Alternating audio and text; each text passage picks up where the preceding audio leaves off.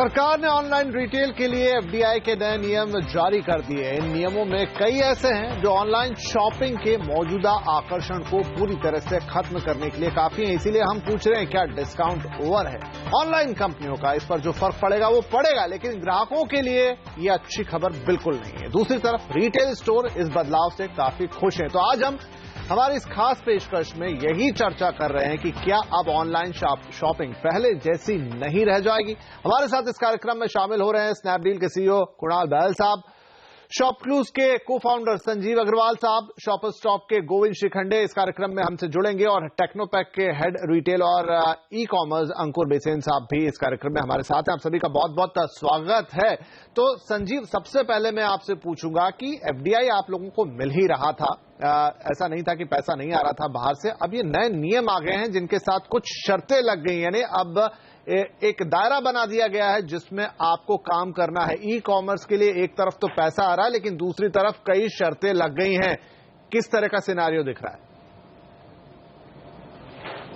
देखिए, मुझे ऐसा लगता है ओवरऑल ये काफी अच्छा सिनेरियो है। सबसे पहले तो जो मार्केट प्लेस है, ना वो ई कॉमर्स कंपनी है ना वो रिटेल कंपनी है। मार्केट प्लेस जो है वो एक टेक्नोलॉजी प्लेटफॉर्म है जो catalogue, marketing, payment, technology, fulfilment and customer support service provide करता है। एक तरफ बायर होता है, एक तरफ सेलर होता है, और मार्केट प्लेस उनको कनेक्ट करता है। ठीक है, सो इसी कारण से उनको कभी एफडीआई की जरूरत ही नहीं थी।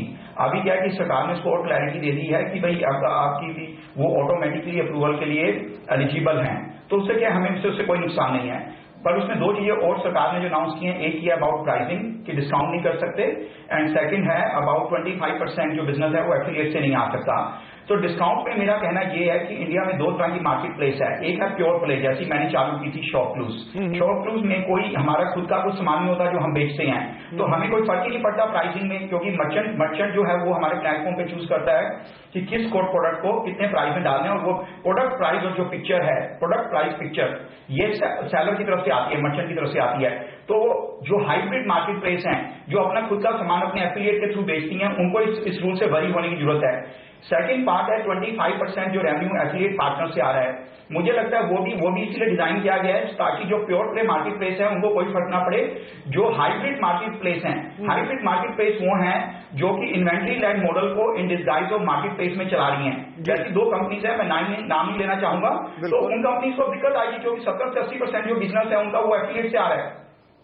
जी, लेकिन यहां पर एक इंटरेस्टिंग बात है जो मैं पूछना चाहता हूं अंकुर साहब आपसे कि hybrid market place, inventory market place, एक ग्राहक ये सब चीजें नहीं जानता, उसके लिए तो एक ऑनलाइन शॉपिंग प्लेटफॉर्म है जहां से वो चीजें खरीद रहा है, उसे अच्छे डिस्काउंट मिल रहे हैं, डिलीवरी सुनिश्चित हो रही है, रिटर्न भी आसानी से हो जा रहा है। लेकिन अब जो नियम आ गए उसके बाद ऐसा नहीं होगा, तो एक ग्राहक के लिए ये अच्छी खबर नहीं है शायद। नहीं, ग्राहक के लिए हाँ आप कह सकते हैं अच्छी खबर नहीं है, लेकिन ये तो 4 साल की जर्नी है जिसमें आप देख रहे हैं ई कॉमर्स डिस्काउंट देता है और कस्टमर खरीदता है। ग्राहक को 4 साल पहले तो इसका इल्म भी नहीं था कि ई कॉमर्स क्या होता है। तो ये तो ई कॉमर्स कंपनीज है जिन्होंने ग्राहक को ये आदत डलवाई है। अब ये आदत कितनी सही थी कितनी गलत थी, हम भी जानते हैं कि इन्वेस्टर्स का बहुत प्रेशर है सारे कंपनीज के ऊपर कि भाई वो अपनी प्रॉफिटेबिलिटी बनाए, बिजनेस मॉडल को सक्षम करें ताकि कंपीट कर सकें। ये जो पॉलिसी आई है, अनाउंसमेंट्स आए, उससे क्लैरिटी आई है, उससे पता चलेगा कि भाई ये बिजनेस मॉडल्स जो है अपने आप अपने पैर पे खड़े होने में सक्षम है कि नहीं। तो उस लिहाज से ये ठीक है। ऐसा तो है नहीं कि ग्राहक को आप मुफ्त में माल बेचें, सस्ते में माल बेचें और फिर बोलें कि मैं एक बिजनेस बना सकता हूं। ये चीज ना सस्टेनेबल है ना ये बिजनेस सेंस बनाती है। लेकिन एक बात जरूर कहूंगा कि जहां पे रिटेल की सवाल आता है, चाहे वो ई कॉमर्स रिटेल हो या ब्रिक एंड मोर्टर रिटेल हो, सरकार हमेशा से पॉलिसी अनाउंसमेंट को लेके पीस मील जिसे कहते हैं कि एक एक करके चीजों को रिटेल में उसने अनाउंस किया है। पूरी पॉलिसी को एक पूर्ण दायरे में रख के पॉलिसी अनाउंसमेंट्स नहीं हुए हैं। यही हमने ब्रिक एंड मोर्टार रिटेल में देखा था, 2006 में अनाउंसमेंट हुआ था। हमने यही देखा था 2012 में जब उन्होंने ब्रिक एंड मोर्टार रिटेल की पॉलिसी अनाउंस करी थी और वहां पे एफडीआई को ई कॉमर्स में बंद कर दिया था। ये सारी चीजें बताती हैं कि सरकार जो है रिटेल को अच्छे से समझ नहीं पाई है, और अभी भी जिस हिसाब से उन्होंने पीसफुल अनाउंसमेंट्स किए हैं, बहुत कुछ करने की जरूरत है, बहुत कुछ अच्छा कर सकते थे, लेकिन चलिए एक पहल हुई है, बस यही कह सकता हूं मैं। चलिए, तो एक पहल हुई है। कुणाल साहब का यहां पर एक रिएक्शन ले लेते हैं। कुणाल, तो पैसा आएगा बाहर से, ये तय हो गया। एफडीआई के नियम यहां पर क्लियर कर दिए गए हैं, लेकिन क्या इससे कुछ हद तक कंपटीशन बढ़ेगा? अमेजॉन पहले ही कह चुका है कि और पैसा पंप करेगा, अब आपके लिए भी पूरा रास्ता खुला हुआ है। क्या कंपटीशन को बढ़ता हुआ देखेंगे हम?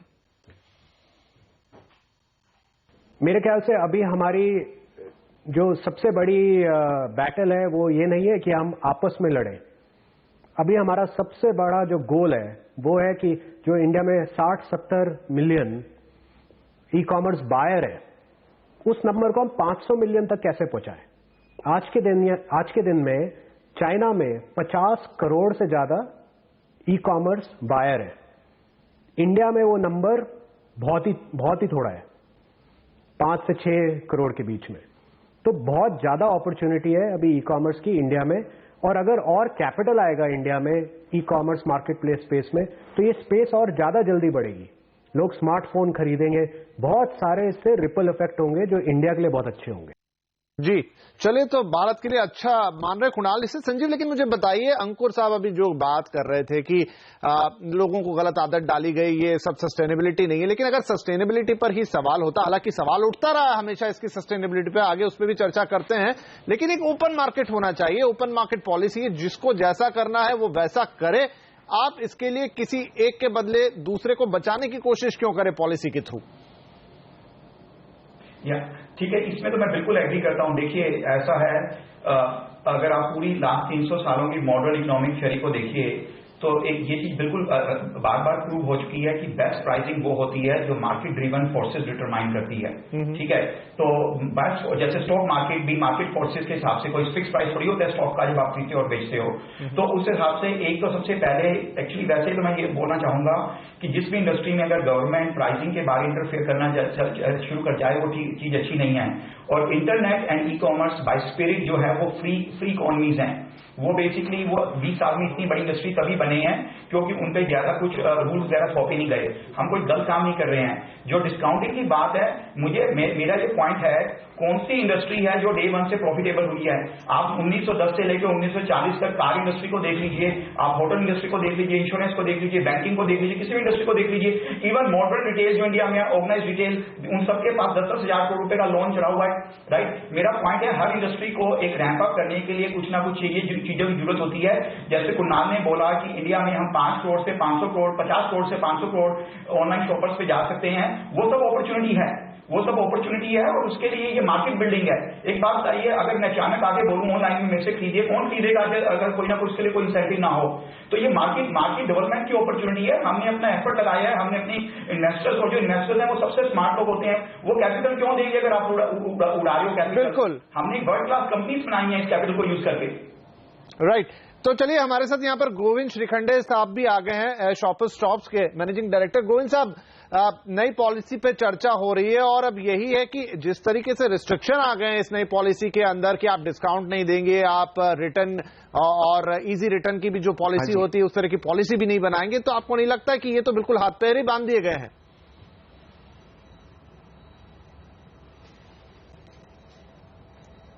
हाथ पैर बांध दिए गए हैं।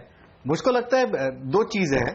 पहले तो जो कोई पॉलिसी नहीं थी तो मैं समझता हूं जंगल राज था और एक सब्सिडी की पॉलिसी चल रही थी, तो उससे अच्छा यह है कि कोई तो पॉलिसी हो और उस पॉलिसी के अंदर जो भी हमारे काबिल दोस्त है वो नई कुछ क्लूज निकालेंगे, नए कुछ शक्ल निकालेंगे to beat that problem for sure. I am very sure about that. So I don't see this as a situation where hands and legs are tied. It is a good opportunity actually to clarify.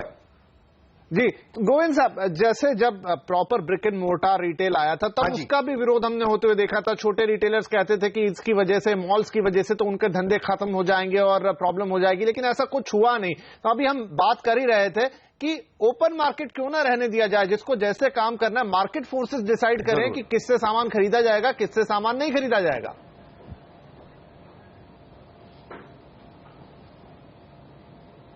नहीं तो market forces ही चल रहे हैं। तो market forces में अगर कोई subsidy business होता है तो आज आप कोई भी दुनिया भर में देखिए कि जहां पे भी सब्सिडी चलती है तो सब्सिडी का हमेशा विरोध होता है। तो आप आज ऑयल के सब्सिडी के लिए क्यों हम विरोध करते हैं, गैस के सब्सिडी के लिए हम क्यों विरोध करते हैं? हम हमेशा ये बात करते हैं कि पावर जो सब्सिडाइज रेट पे फार्मर्स को दी जा रही है, एग्रीकल्चर को दी जा रही है, वो क्यों दी जा रही है? तो subsidy is a different issue and market force is a different issue. हमने डेफिनेटली इसमें फर्क करना चाहिए। और आज जो भी पीई का फंडिंग आ रहा है या वीसी का फंडिंग आ रहा है, वो इंफ्रास्ट्रक्चर बढ़ाने के लिए नहीं इस्तेमाल किया जा रहा है, एक सब्सिडी की तरह इस्तेमाल किया जा रहा है। जब तक मार्केट फोर्सेस है, जब तक आप कस्टमर को कैप्चर करके रिटेन कर सकते हो आप, देयर इज नो इश्यू। लेकिन गोविंद साहब, इसमें यह भी तो सवाल उठेगा कि उन्हें भी जो ऐसा कर रहे हैं उन्हें अपनी सस्टेनेबिलिटी को लेकर भी खुद के मन में सवाल होंगे, और जो उन्हें पैसे दे रहे हैं वो भी उनसे सवाल पूछेंगे, और इस सवाल का जवाब अब सभी लोगों से लेने की कोशिश करेंगे, लेकिन इस छोटे से ब्रेक के बाद।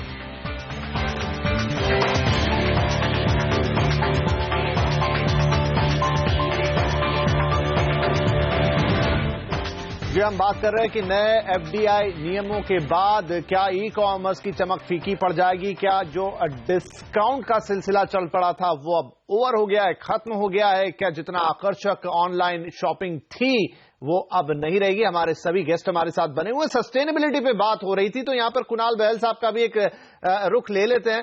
बहल साहब, पिछले 6-8 महीने में, साल भर में या उससे ज्यादा है, जब से कहें ऑनलाइन रिटेल आया है, बड़े बड़े डिस्काउंट दे रहा है, उसकी सस्टेनेबिलिटी पे हमेशा सवाल रहा है कि धंधा कैसे करेंगे, कैसे ये बातें आगे जाएंगी। तो आपको लगता है कि अब जबकि फॉरेन का पैसा, विदेशी पैसे के लिए दरवाजे खोल दिए गए हैं, यहां पे कुछ फर्क पड़ेगा? मुझे लगता है कि अगर निवेश के नल को खुले रखने पे अगर हमारी कंपनियां डिपेंड करती रहेंगी तो एक दिन सारी बंद भी हो जाएंगी। हमें ये फोकस करना है कि जितना कैपिटल आ चुका है उस कैपिटल के बेसिस पे हम बहुत हाई क्वालिटी वर्ल्ड क्लास कंपनियां इंडिया में कैसे बनाएं, और सारा कंपनियों का फोकस इसी चीज पे रहना चाहिए, ना कि बस ढूंढते रहें दूसरा इन्वेस्टर, अगला इन्वेस्टर कहां से आएगा। अगर आप अच्छी कंपनी बनाएंगे, थॉटफुली बनाएंगे, जबरदस्ती पैसे नहीं खर्चेंगे, तो इन्वेस्टर अपने आप आके आपको पैसे देंगे, क्योंकि उन्हें भी रिटर्न चाहिए। और अगर वो देखेंगे कि आप एक हाई क्वालिटी कंपनी बना रहे हैं, लॉन्ग टर्म व्यू से बना रहे हैं, प्रॉफिटेबली बना रहे हैं, तो वो भी अपना पैसा आपके साथ इन्वेस्ट करना चाहेंगे। जी बिल्कुल, घाटे में तो कोई धंधा नहीं होना चाहिए, लेकिन ऑनलाइन रिटेल की एक बड़ी ताकत ये थी कि आपको वहां पर बेहतर प्राइसिंग मिलती थी, और कहा यह जाता था क्योंकि बीच में कोई सप्लाई चेन नहीं है, आपके पास डायरेक्ट चीजें आ रही है, इसलिए वो जो डिस्काउंट बचता है उसका फायदा आपको दिया जा रहा है। बात यह भी होती थी कि कंपनी अपनी जेब से दे रही है। अंकुर, हमें ये बताइए कि जो सबसे बड़ा आकर्षण था ऑनलाइन शॉपिंग का, कि आपको बेहतर कीमत मिलती थी, वहां पर बढ़िया डिस्काउंट्स मिलते थे, डिलीवरी आपके घर पे होती थी, इजी रिटर्न्स हो जाते थे, लेकिन जब ये चीजें हटेंगी तो ऑनलाइन शॉपिंग का आकर्षण क्या पहले जैसा रहेगा? सही कहा आपने। इस पे सवाल जरूर लगेगा। इसी वजह से मैं थोड़ा सा पॉलिसी से संतुष्ट नहीं हूं, जहां पे उन्होंने हर चीज को जिसे कहते हैं गवर्न करने की कोशिश करी है। देखिए, एक पहलू होता है ग्राहक को बेचने का, दूसरा पहलू होता है कि आप सप्लाई चेन और ऑर्डर फुलफिलमेंट के पूरा जो चेन है उसको कैसे मैनेज करते हैं।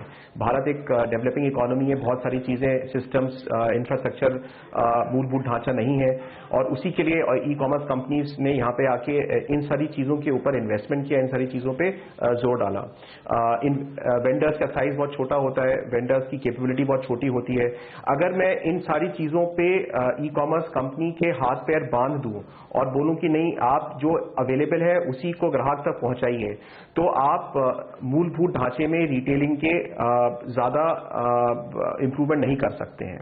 और इसीलिए ये जो पॉलिसी है इसमें मेरा यही एक पॉइंट है जो जिसके खिलाफ मैं हूं, कि जिस हिसाब से इन्होंने कंट्रोल करने की कोशिश करी है। डिस्काउंट, जहां तक डिस्काउंट का सवाल है वो मैं उसको ज्यादा तवज्जो नहीं देता हूं, क्योंकि डिस्काउंट वैसे भी ई कॉमर्स कंपनीज में, संजीव ने भी कहा और कुणाल ने भी कहा कि देखिए सारा जो पी मनी है, वीसी मनी है, वो भी रिटर्न ढूंढते हैं। अगर ये पॉलिसी अनाउंस भी नहीं होती तब भी डिस्काउंट मैं सोचता हूं अगले 6-7 महीने में, 1 साल के अंदर काफी चला गया होता, जा रहा है। सारी कंपनीज जो है डिस्काउंट से हटके वैल्यू एडिशंस पे फोकस कर रही है, सर्विस पे फोकस कर रही है, कहते हैं कस्टमर स्टिकीनेस पे फोकस कर रही है कि ग्राहक बार बार आए।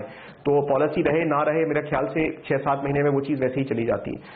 तो डिस्काउंट को मैं ज्यादा तवज्जो नहीं दूंगा कि डिस्काउंट रहेगा कि नहीं रहेगा।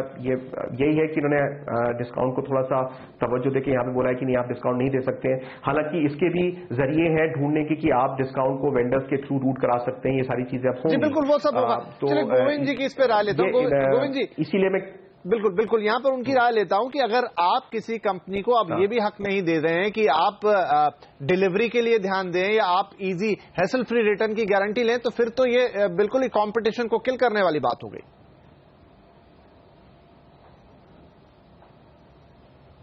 नहीं, मुझको ये पॉइंट नहीं समझ में आया। मेरा 100% ये मानना है कि कुणाल ने जो कहा कि अगर आप एक वर्ल्ड क्लास कंपनी बनाते हैं जी और वर्ल्ड क्लास इंफ्रास्ट्रक्चर बनाते हैं और वर्ल्ड क्लास प्रोडक्ट देते हैं तो कस्टमर डेफिनेटली आएगा, नंबर 1। नंबर 2, अलग अलग सर्वे जो कस्टमर के हुए हैं उसमें नंबर 1 प्रायोरिटी कस्टमर का ये रहा है कि convenience and depth of assortment, discounting number 3 पे है। तो हम डिस्काउंटिंग को लेके एक बवाल मचा रहे हैं। नहीं, डिस्काउंटिंग को अलग रख रहा हूं सर, डिटेल खत्म हो जाएगा, डिस्काउंटिंग को अलग रख देते हैं। मैं बात कर रहा हूं कि एक नियम ये भी आया है कि अब जो डिलीवरी है और जो रिटर्न है, आपका कहना क्या था कि कौन सी पॉलिसी है?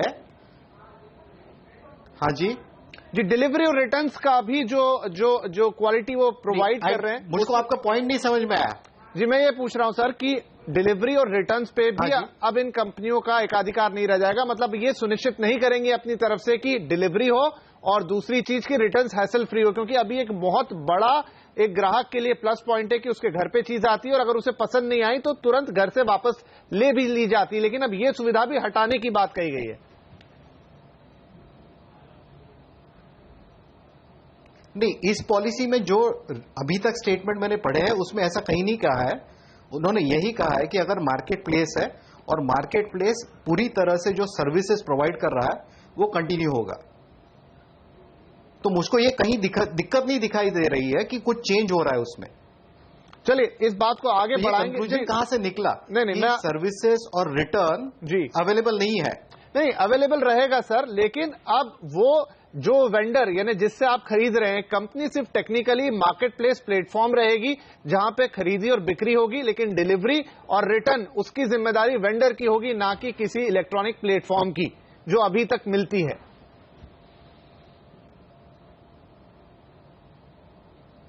नहीं, ऐसा तो कहीं नहीं कहा है ना। अगर मैं मार्केट प्लेस हूं तो मार्केट प्लेस में मेरा जिम्मेदारी यही है कि मैं एंड टू एंड सब डिलीवरी करूं। सेलर और बायर डेफिनेटली 1-to-1 रिलेशनशिप है, लेकिन मैं पूरा जो सर्विसेज है वो प्रोवाइड करूंगा। That is market place. चलिए यहां पर मुझे लेना होगा एक छोटा सा ब्रेक। इस बात को आगे बढ़ाते हैं, आके हम अंकुर से भी उनकी राय लेंगे, थोड़ा सा इसमें एक सफाई लाने की कोशिश करेंगे कि कहां तक चीजें थोड़ी मुश्किल हुई हैं, लेकिन थोड़े से ब्रेक के बाद।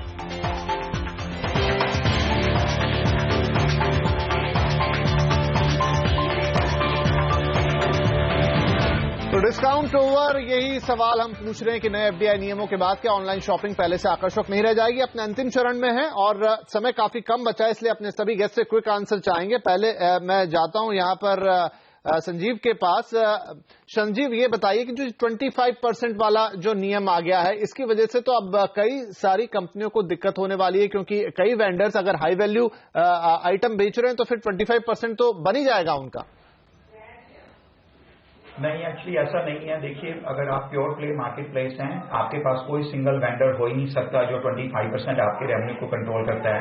मुझे इनफैक्ट मैं उनको से एग्री करता हूँ, काफी पॉलिसीज ठीक नहीं है, बट ये 25% वाली पॉलिसी बहुत ही अच्छी है, क्योंकि इंडिया में क्लियर उन्होंने बोला है कि e commerce allowed, FDI is not allowed in e commerce और मार्केट प्लेस इज अलाउड। तो मार्केट प्लेस में क्या है, मैंने आपको जैसे शुरू में बोला था, हाइब्रिड मार्केट प्लेस है, जहां पर उन्हीं की मार्केट प्लेस की खुद की एफिलिएट कंपनी जो है वो सामान बेच रही है और अपने प्लेटफॉर्म में और सेलर से कम्पीट कर रही है। कुछ वो जो हाइब्रिड मार्केट प्लेसेज है वहां पर single seller 60-70% of the business account कर रहा है। मेरा चूंकि समय समाप्त हो रहा है संजीव, माफी चाहूंगा, समय समाप्त हो रहा है। एक आखिरी कमेंट अंकुर, 10 to 20 सेकेंड्स की, क्या यहां से हमें ई कॉमर्स बिल्कुल अब एक नए फेज में जाता हुआ दिखाई देगा? इस पॉलिसी से तो नहीं, लेकिन अगर ये सरकार मान के चले कि इन्होंने ये पॉलिसी अनाउंस करके ई कॉमर्स के जो प्रश्न है उसको सॉल्व कर दिया है, तो मेरा आंसर रहेगा नहीं। बहुत कुछ करने की जरूरत है। जैसे संजीव ने भी कहा, कुणाल ने भी कहा, ई कॉमर्स बिजनेस मॉडल को अलाउ करना पड़ेगा इमर्ज होने के लिए इकोनॉमी में। अगर आप हर छोटी छोटी चीजों को रेगुलेट करेंगे तो आप ई कॉमर्स का भी वही हाल करेंगे जो आपने ब्रिक एंड मोर्टर रिटेल का किया था। स्लो स्टार्ट रहेगी, उसमें हर तरीके के तमाम पेचीदगीज आएंगी। इसीलिए जरूरी है कि इसको ये पहला स्टेप माना जाए और आगे काफी कुछ करने की जरूरत है। क्योंकि समय समाप्त हो रहा है इसलिए और बातचीत यहां नहीं कर पाएंगे, लेकिन ये जरूर है कि चलिए अच्छा कदम मान रहे हैं। लेवल प्लेइंग फील्ड की बात हो रही थी, शायद वो एक हद तक आता हुआ दिखाई देगा, लेकिन हाँ, ग्राहकों की जहां तक हम बात कर रहे हैं अब उनको उस तरह के डिस्काउंट्स नजर नहीं आएंगे जो अब तक देखा करते थे। फिर भी आगे चलते हुए देखेंगे कि किस तरीके से ऑनलाइन रिटेल अपना चेहरा बदलता है। फिलहाल आप सभी का इस कार्यक्रम में बहुत शुक्रिया शामिल होने के लिए। नमस्कार।